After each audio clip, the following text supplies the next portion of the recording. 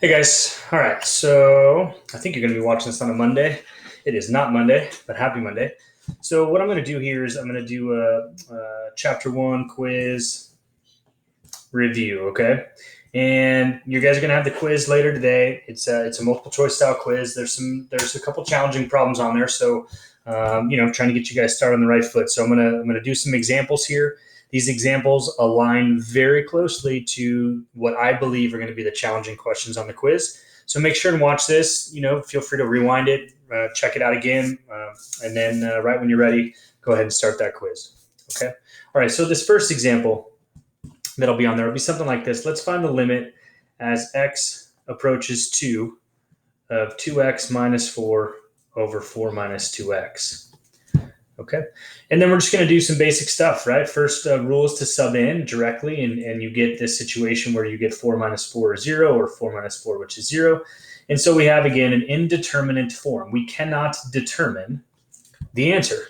And so what are we supposed to do? Well, we're supposed to factor and cancel. And we could do that, right? We could factor. We could say, well, that's the same as the limit as x goes to 2 of 2 times x minus 2 over 2 times 2 minus x. And those 2's cancel, and we plug in again, and we still get this situation, an indeterminate form.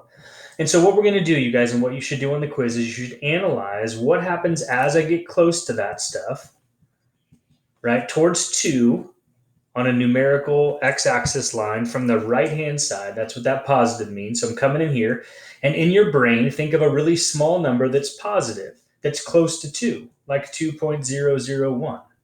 Right? This is just an example, right? Squiggly approximate 2 minus 2.001. Okay, well, this is going to give us a positive 0.001. And then when we take away 2 from that, we're going to get a negative 0.001. So it looks like we're going to get negative 1, right? No matter what we plug in there, if we make that add a 0 there, it's still going to be the same relationship. Okay, and then what happens as we get close to 2 from the left-hand side of this situation? Well, if we come in towards 2 from the left, we're at more like 1.99 or 1.999, right? We're getting really, really close to 2 from the left-hand side. And this gives us a negative 0.001, and this gives us a 0.001. And we get this same relationship of negative 1. And we talked a lot, right? This is a review. There is a theorem. The theorem says that if the limit as x approaches a from the right-hand side of some function is equal to the limit as x approaches a from the left-hand side, right? Then, so this is a logic statement. If this happens, then, right, the limit as x approaches a of f of x exists. And not only does it exist, you guys, it's equal to negative 1, okay? So your answer on a problem like that would be negative 1. Okay, the second thing I want to look at, students do not like these at the beginning of the year, and it's just a matter of doing enough of them where you start to see all the tricks. Okay, and the reason, this is a 0, the reason students get confused is because of the algebra that's involved. So we're looking for the limit of 5x plus sine x over 2x. Okay, and what you guys have to know, right, what's the knowledge that I needed here? You have to recall that the limit as x approaches 0 of sine of x over x is equal to 1. And don't forget that that could be flipped upside down. X over sine x is equal to 1. Either one of those relationships. Okay? And so how can I rewrite this? Well, your whole life, right? This is some background stuff. Algebra. We tell you guys, look, a over b plus c over b is equal to a plus c over b. Your guys' brain has been trained to get a common denominator, which we have. So once you have a denominator in common, you write it as one common fraction. You guys' brain goes this way. In Calc, right, more often than not, you guys got to go the other way. So you have to take a fraction with what I call a singleton denominator and break it up.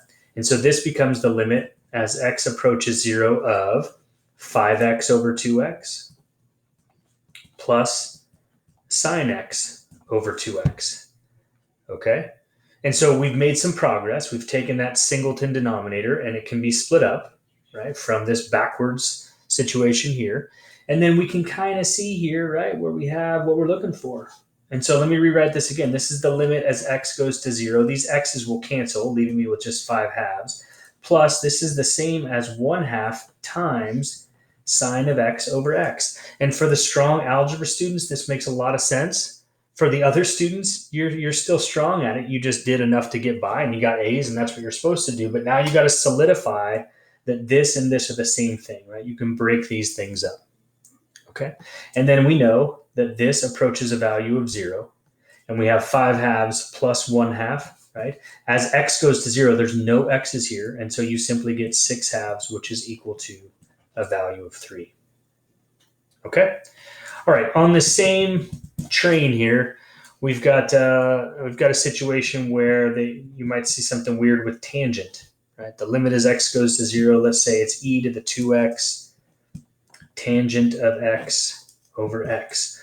All right. Well, what else do we need to know? Right? These are like our sidebars, right? You need to know that tangent of x by definition is sine of x over cosine of x, which is good because I see a sine of x and I know that I can maybe finagle that to get up here and find one of these situations. Okay, so this is your key, right, in this review as well as on the quiz. So we've got the situation. Let's use our algebra.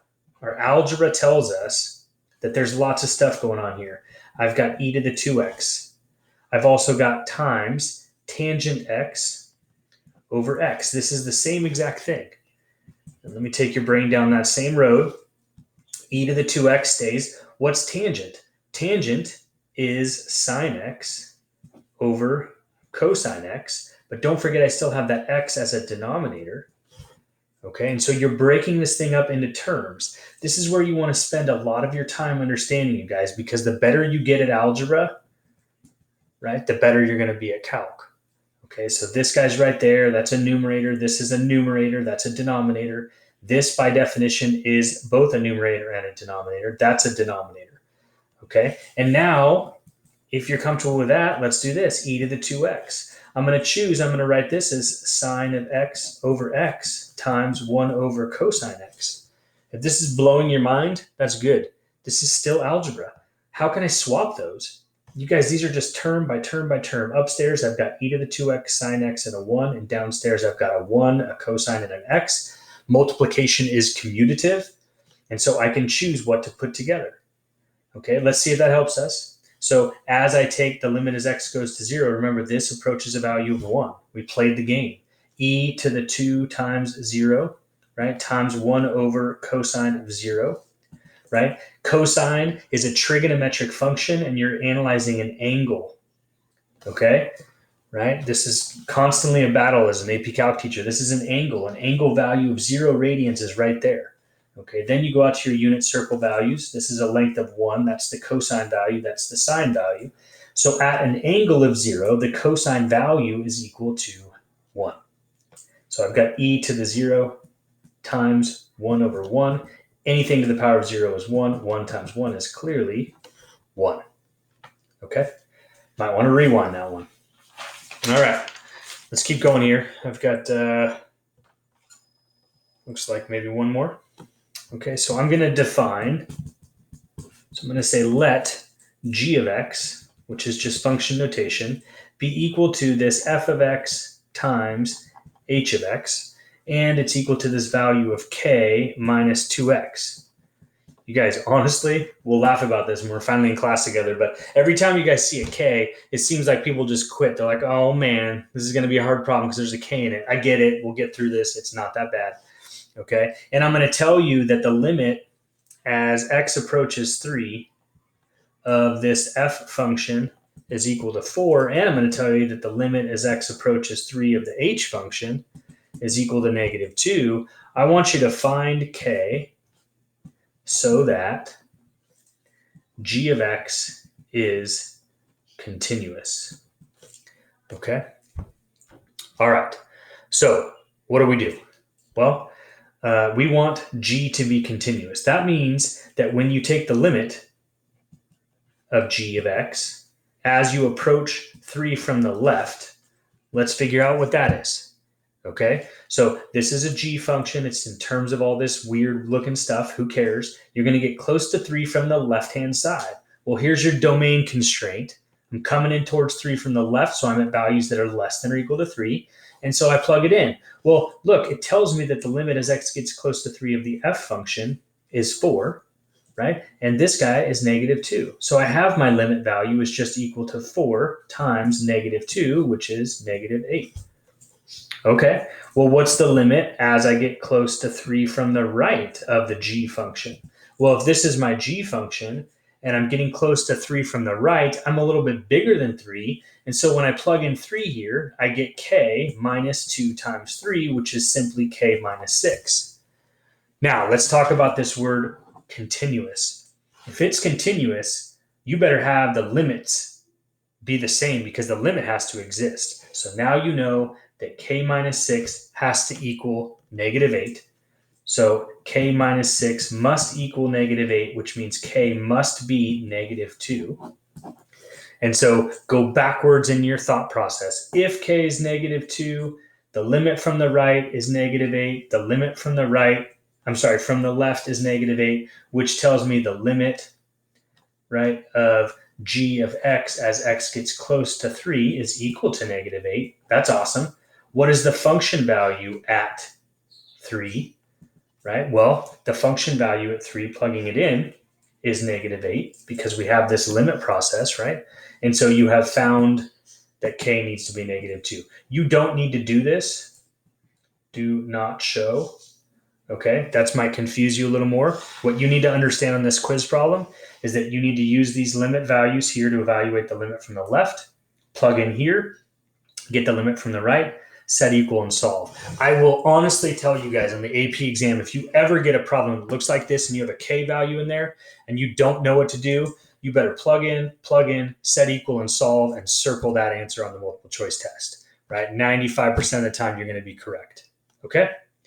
All right, you guys, best of luck on your first quiz. I know this is distance learning. You're probably sick of hearing me preach, but I miss you guys. I wish I could see your faces. School hasn't even started yet. To be honest, it's Friday of, what's the date today? It's the 7th. So I'm just trying to get ahead of things. I haven't even met you guys yet, but hopefully the first week went well for us, and we're just going to keep fighting because that's what we do. You guys deserve to pass this AP exam regardless of COVID. Peace out.